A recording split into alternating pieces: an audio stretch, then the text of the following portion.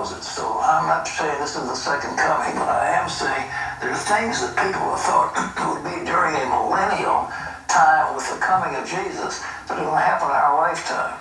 And the next thing is the election that's coming up in just a few weeks, at which time, according to what I believe the Lord told me, the president is going to be reelected. I'm saying by all means, get out and vote for whoever you want to vote for, but by all means, let your voice be heard. But it's going to lead to civil unrest of a great proportion, then a war against Israel and so forth and so on.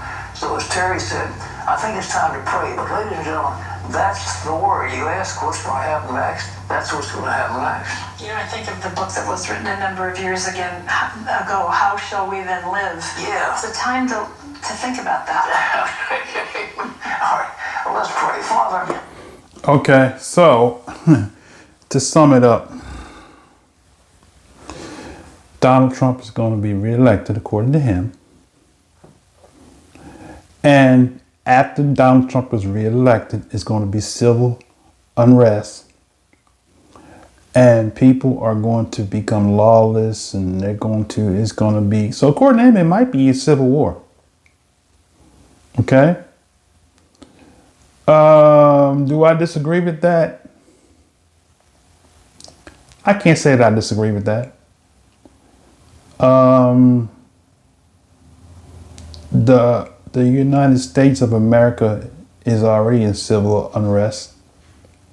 So it'll just, what we see, it will just intensify if the results goes one way or the other. It's not, I don't think it's going to be civil unrest just if Donald Trump wins. I think if he loses, it's going to be civil unrest. Let's not just put it in one direction. Those that don't want Biden to win, that want Trump to have 4 more years, they're going to be good and upset. And those are the ones that carry guns. Okay?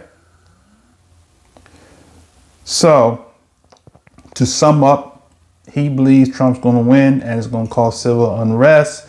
And after the civil unrest, and what is the civil unrest? Is going to be the battle of battles, which is going to not usher in the return of the Messiah. It's going to usher in a time of peace where the world will see peace after all the armies have battled in Jerusalem in the prophecy.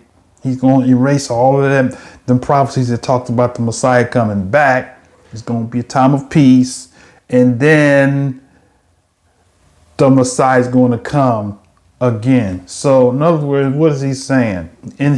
What he's saying is there's going to come Antichrist.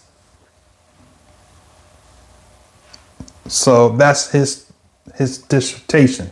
I'm giving it to you from what the Christian theological perspective of eschatology is. The teaching is that there is an Antichrist coming. Okay. And he called him the man of sin. Okay.